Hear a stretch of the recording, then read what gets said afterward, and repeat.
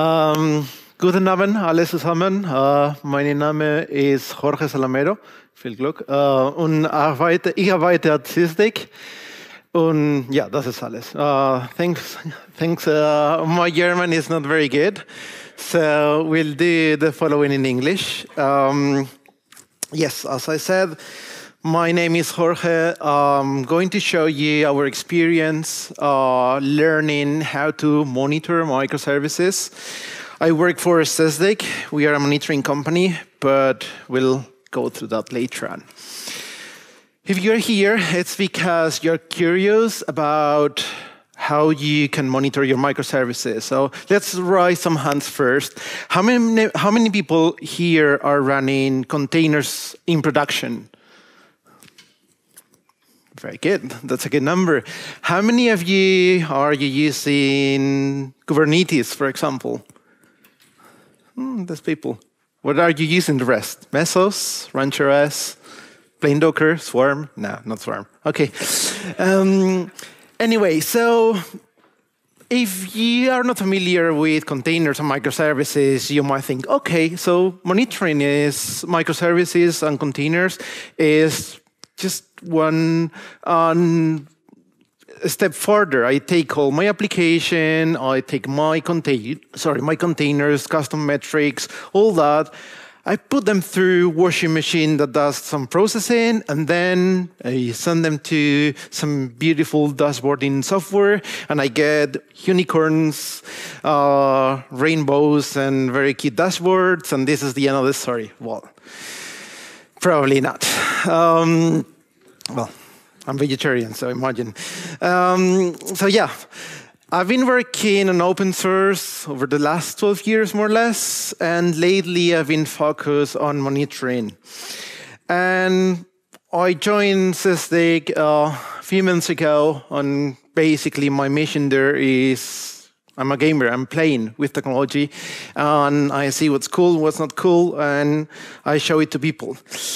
And over the next 40 minutes or so, I want to run you through the following 4 main points. The challenges of monitoring container infrastructures where microservices typically run on, the problems if you try to do that with traditional monitoring tools, the best practices we have found out when monitoring microservices, and obviously, I'll show you our technology and the open source tool we got. So probably the main point of this talk, microservices and obviously containers, because microservices and containers, they are not the same thing, but they are traditionally linked together, or usually linked together. These technologies, they break traditional monitoring and also troubleshooting tools. And you will be asking, well, Jorge, why? Traditional deployments, they were something like that. We used to have like full operating system with the kernel, the different daemons and all that. Then the sysadmins, they SSH into the machines, and they started to install some services that the developers they were requiring. And then the developers, they were creating hell of a nightmare of code. They were going to the sysadmins saying, okay, I need to deploy this. I need this version. Now I deploy a new version of my application. I need this new version of Java or OpenSSL, or OpenSSL gets a vulnerability and we need to upgrade. So it was kind of a nightmare. But we can, the workflow of the application, it's still the same. Like we have a backend with some information. Then we have our application that does some magic on the data. We transport the data and we show it to the consumer, to the user, or to a REST API, UI, whatever. But suddenly, some guys came up with the idea of putting all the different services inside some things that we call containers. Containers is basically an isolated process. And this has been between us for ages. If you think, when I was in the university, on my second year, we built the whole CPU of a computer. And like thinking backwards, I say, oh, I was already using containers by them. I built everything using NAND gates. And I was encapsulating those in some bigger chips. And from these chips, I was building ALUs and things like that, and then memories. And then I was building my own computer. If you look at a car, you will see different subsystems that they interact to each other through different interfaces. So now we think of microservices. This is a revolution. This is something new, so hipster and cool. Well, sorry, now. But we see a revolution in how we are managing our infrastructure. From the deployments we saw before, the unit that the sysadmin, the people managing infrastructure they used to deal with, was a server. Then these guys from VMware came with virtual machines, and then we got VirtualBox and open source solutions like Xen, KVM, and that was, again, a revolution. I could run more application in the same hardware. I was doing more density in my infrastructure. And it was not only about the density, it already to introduce a trend that we are seeing, that we were orchestrating our VMs. So we have something that was deploying VMs. Think of OpenStack, for example. But it's still like the applications, they were just everything inside a VM. Now we came with the containers. I'm not going to explain what's a container. Hopefully you know. But it's not only the thing of using containers themselves. Is that those containers, we are using them with native orchestration tools. So remember that with VMs, Ansible, Chef, Puppet, CF Engine, all the things, they were very common. But they are still very useful. But nowadays, we are managing our infrastructure in different ways, like all these people here, that they are already using Kubernetes and things like that. So we end up having deployments like this, where the operation team provides an infrastructure, a platform, and then the DevOps, which is a very popular word nowadays, they come, they ship their code, their application, but also they can select and they can manage their services running underneath. So, in principle, everyone is more happy. But operation team and also DevOps, they need to have some visibility. They need to know what's going on. And because we are using all these tools, Kubernetes, DCOS, Mesos, Mesosphere, RancherOS, OpenShift, whatever, they are managing the infrastructure. We don't do it anymore. And they are the ones scheduling the different containers across the different computing nodes. So if we started to use containers because it was a way to simplify our infrastructure, if we want to learn or understand what's happening behind the scenes, how things are working underneath, it becomes a nightmare. And actually, it's not like that. It's like this. So because all the different containers, because we are using microservices, they are talking to each other. In my company, we have a lot of Italians, and they call this the spaghetti, because it's basically a mess.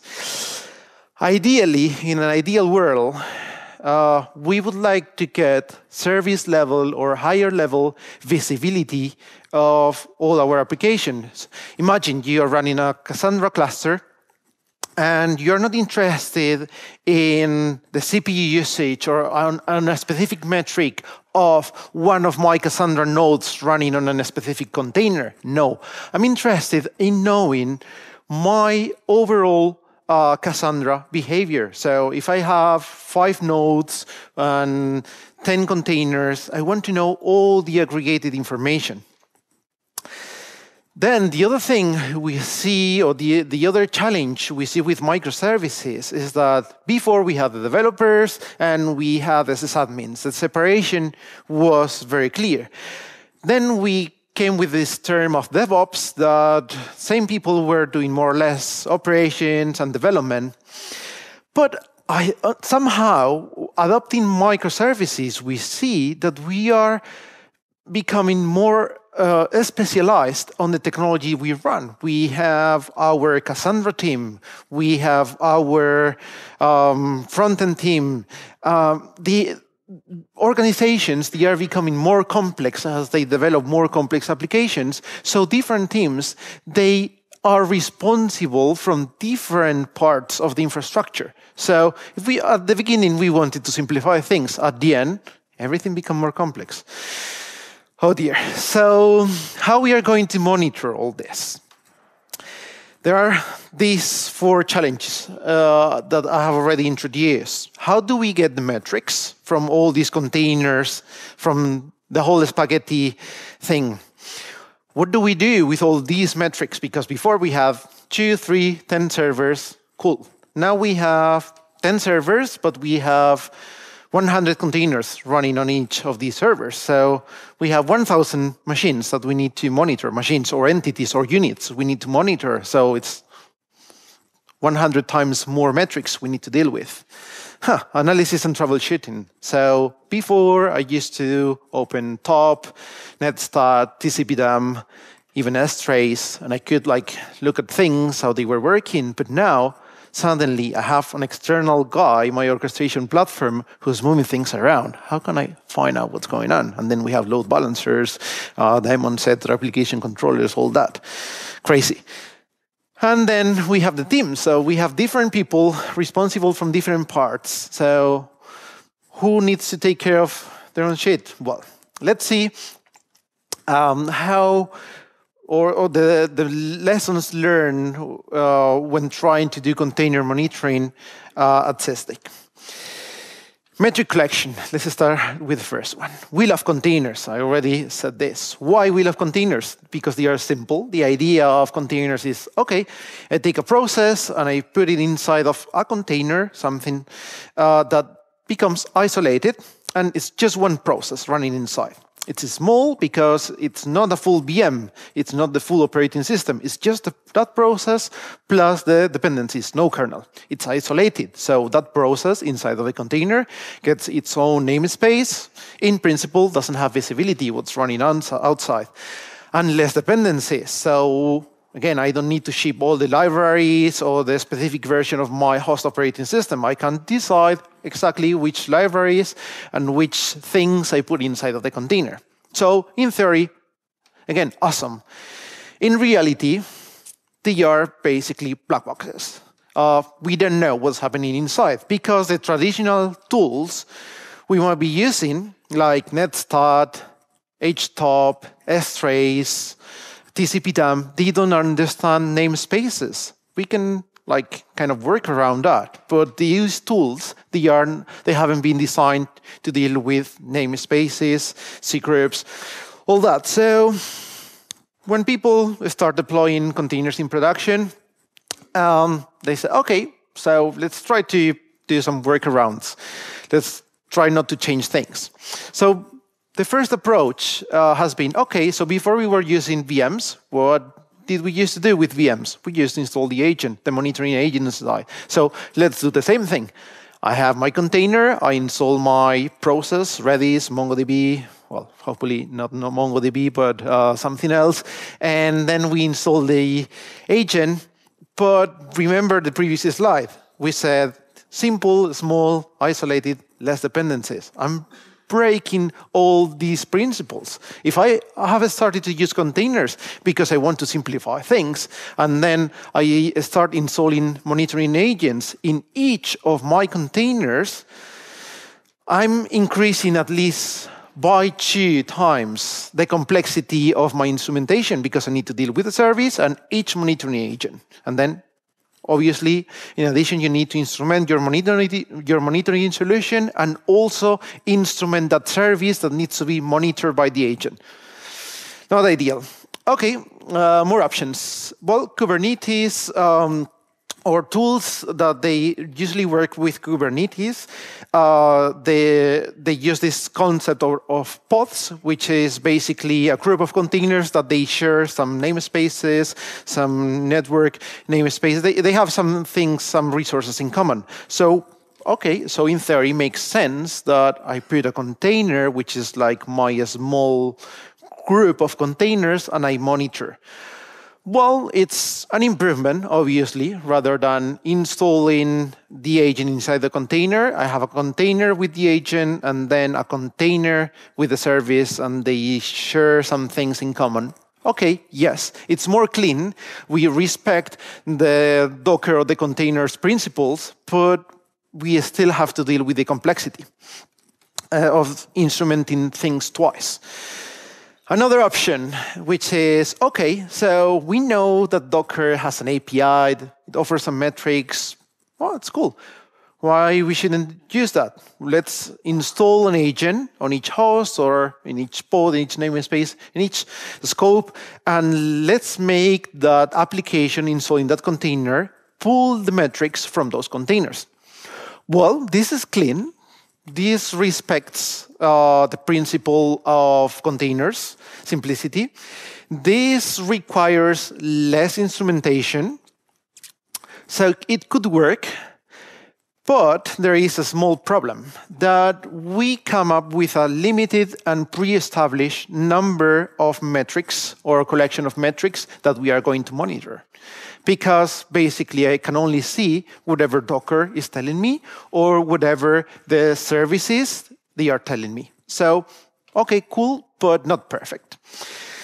So at Sysdig, we came up with an idea. This is open source technology, and it's available on our open source tool, of basically, instead of instrumenting at the container level, we can instrument at the kernel level. So if we install very small kernel module that basically captures all the system calls are the source of truth. Everything that happens in every Linux machine happens through system calls. So we can get full visibility. We can get all the system calls. We put them into a buffer. We have a user space process that pulls from that ring buffer, which is obviously asynchronous for performance reasons. And from there, we can have full visibility. So, okay, I just need to instrument once for each container.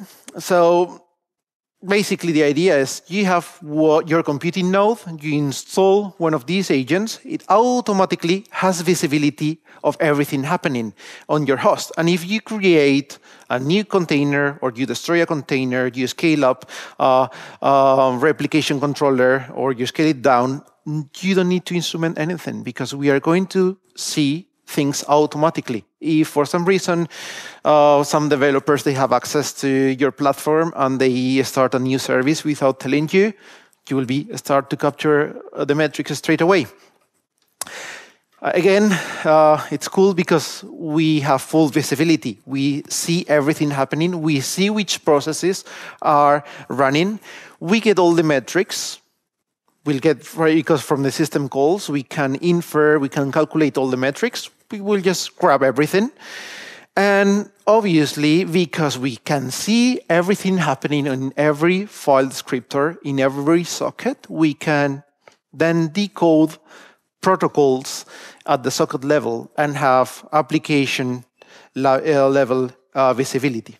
We'll have a look at that. Okay, so we came up with this idea. It has some difficulties or some things that might sound strange for some people, like installing a kernel module.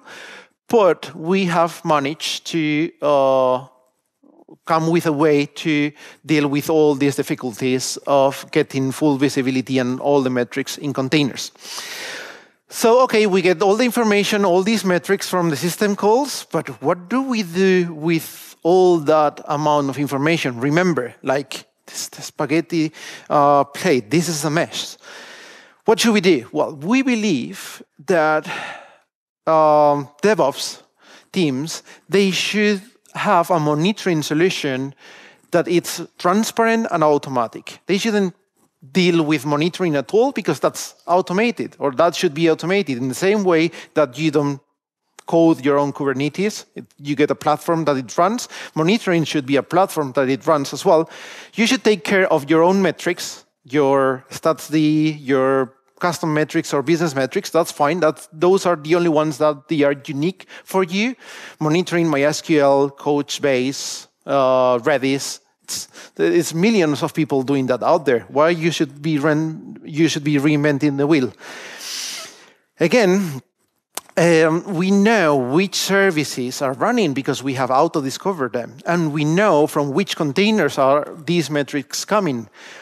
Why don't we talk these metrics and we know what kind of entities, what kind of units they are coming from? And the idea is that we should have visibility at this level, again, at the service level. I don't want to see how performs my 10 Cassandra nodes individually, each one of them. No. Having that is handy, yes, but I want to start troubleshooting, I want to start monitoring at a higher level. I want to know how my services perform overall across my platform. And you would think, okay, so I need to configure my monitoring to tell my monitoring tool, so I got this service running, I got this other service running, these are the metrics I need for this service, I got this service deployed over this number of containers. Hell no, forget about that. We said this should be happening automatically and in a transparent way. How to do that? Well, we are using already container orchestration platforms like Kubernetes, OpenShift, Mesos, Docker Swarm, whatever. There are a few of them. They have that information.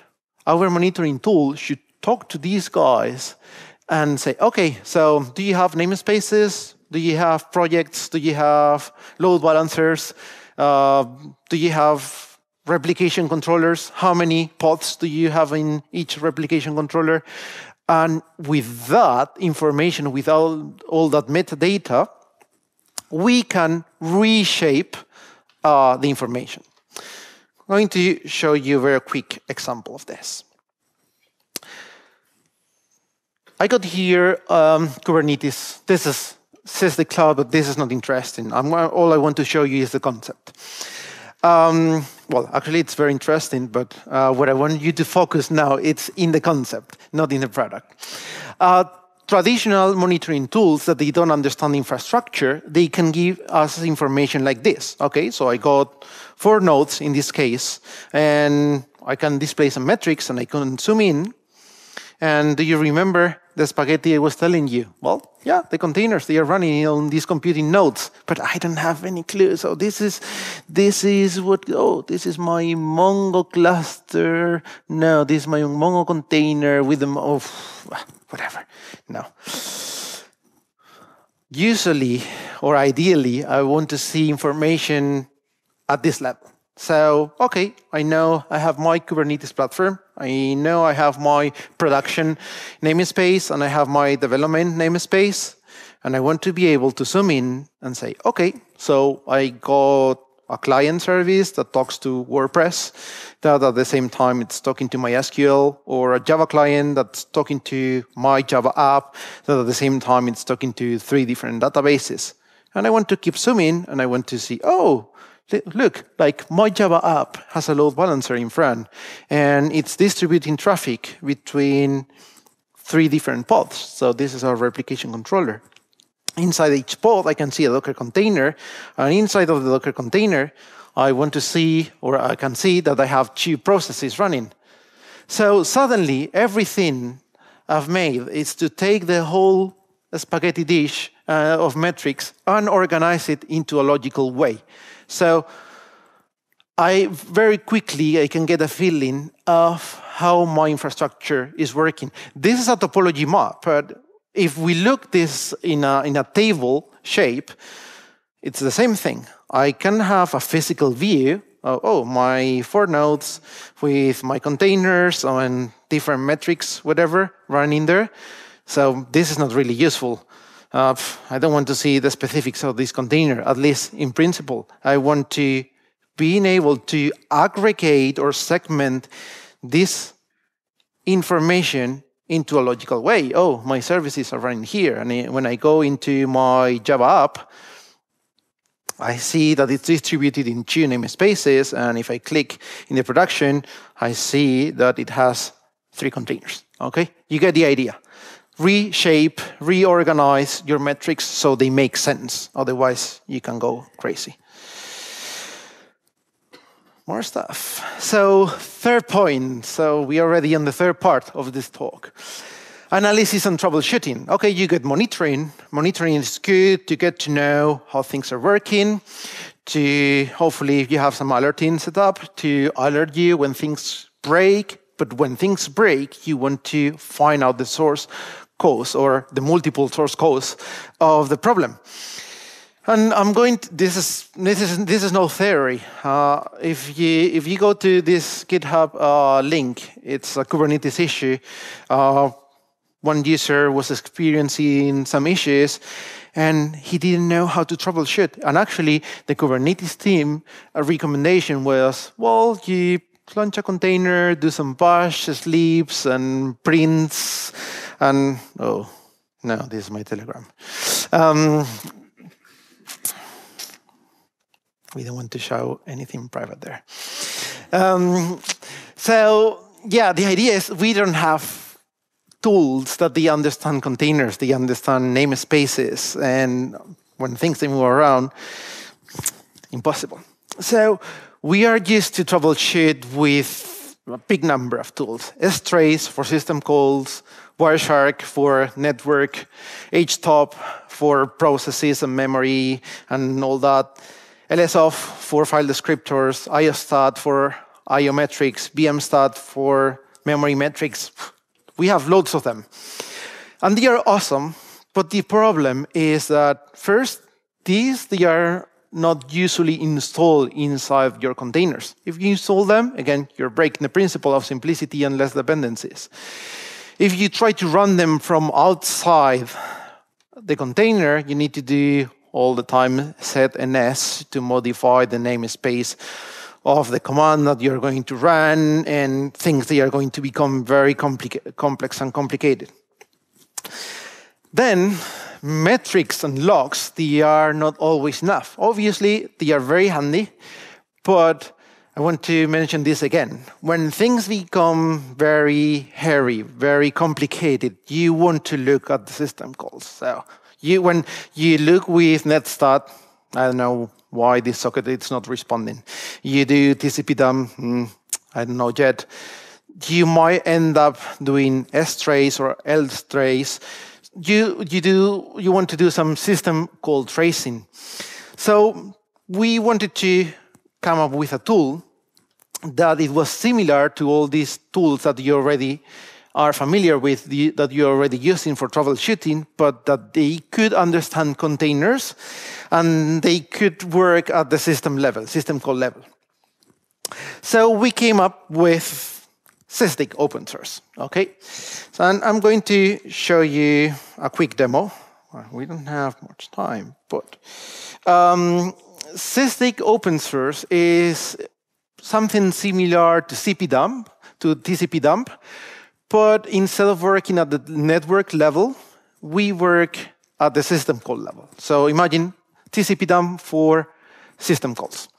You can dump system calls into a file. So instead of pcap, packet capture, it's going to be scap.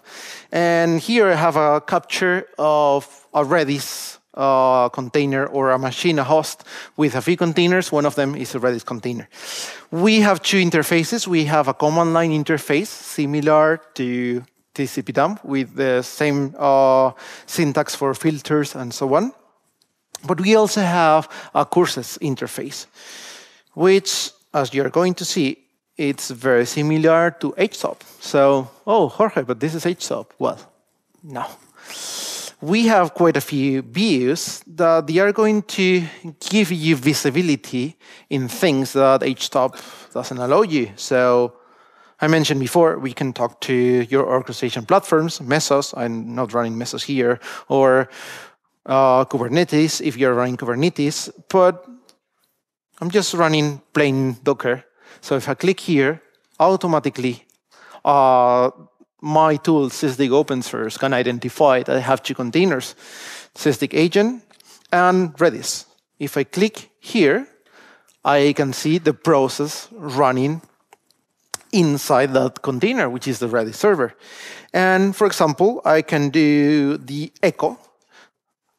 Echo basically what it does is to print on the standard output everything that was written or read on every file descriptor or on every socket. So actually, we are going to format this more nicely. And we can see the traffic in the network sockets. So we can see here this IP address connecting to this port where I have the Redis server, and I can see the Redis protocol. That's neat. I can obviously scroll up and down. But Jorge, you mentioned that you can see everything, obviously. I can dig into this process and get all the system calls. So yeah, there is waiting for Apple, but if I keep scrolling, I can see how I'm reading from a file descriptor that it's a socket. I get the payload. Redis, it does some bunch of stuff. Then it does a write. So if you see, previously it was a get. So I got that Redis command, and then I wrote back the result on the network socket. This is the kind of visibility. This is how deep you can go with this tool. This tool is available in all Linux distributions. You can download it from sysdig.org. It's very neat. I really encourage you to use it.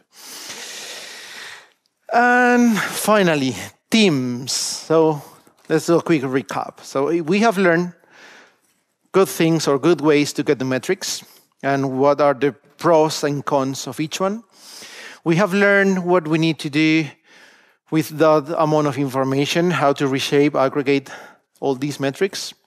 We have seen that traditional tools, they are not great at troubleshooting and doing analysis. And the last point is, well, what should we do with teams? I'm using here a slide which is not mine. It's from my friend Francesc. He works on Spotify. And I was at a presentation from him a few months ago. And he was explaining how Spotify moved from a model where the operation team was managing the services for the developers, the DevOps proposal, into something slightly different, which was, okay, so the operation team is going to provide the infrastructure, the platform, and then you developers, you take care of the services you want. If you want Cassandra, this is the official and maintained image. You deal with it, you configure it in the way you want. We can help you, but it's your responsibility dealing with that. And obviously, you're on call. So this model, as they presented, it's very cool. But again, this is adding more complexity. So, now suddenly I need to give the developers, because they are on call for it, access to the whole monitoring of my whole platform. But there are different teams, so they have access to different services. How we should organize that? Well, in the same way, we can organize metrics, and we can reshape, aggregate, segment metrics. We could be using the same thing for permissions. So Kubernetes or any other orchestration platform already has namespaces. You might have production, development, or you might have a namespace for each of your projects or each of your customers. Why not to take advantage of that and apply it with filters to ACLs? That way, you can automatically and without any further configuration, give access to each team to the different services. So I can have, for example, my SQL service, and that service can be present in my development and in my production namespace. But I can say, okay, my namespace, my MySQL service is going to be available for my MySQL team, no matter in which namespace it is. So these are the kind of things we are working and implementing at the moment to provide teams right visibility. Quick recap, again, metrics, how we get them, how we shape the metrics. 3, how we analyze and do troubleshooting. 4, teams. All this learning, it's coming from the company I work for, again, Sysdig. We have to or we have one product, which is SysD Cloud, the one I showed you very quickly before. But all the technology is available as open source in this SysD command line tool that also I showed you. And I invite you to have a look, start playing with it straight away. It's free and it's awesome. We have a lot of customers using this, so all this learning that I presented today is not like something we thought it was cool and it was nice to demo and let you know.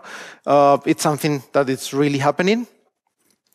And yes, this is everything I have prepared for today. I can do some more demos if you want, but probably you have some questions, so we will start with that. Thank you.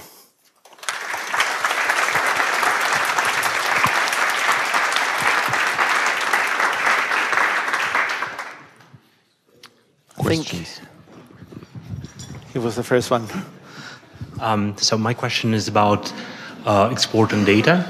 You have SysD, you have SysD Cloud, but say I don't want to go with SysD Cloud. I want to get the data somewhere else. How would I do it? You can use the open source tool to export all the system calls into something. There are some community blog posts out there into exporting some events into Elasticsearch.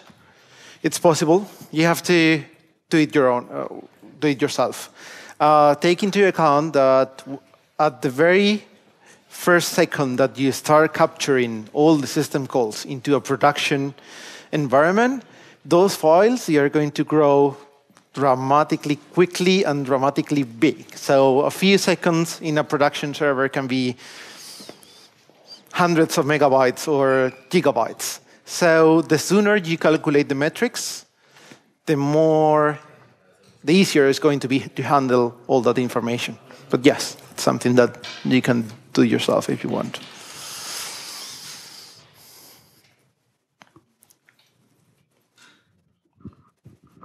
More questions?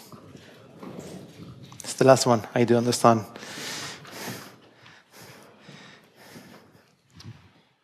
So then, thanks a lot. Thank you.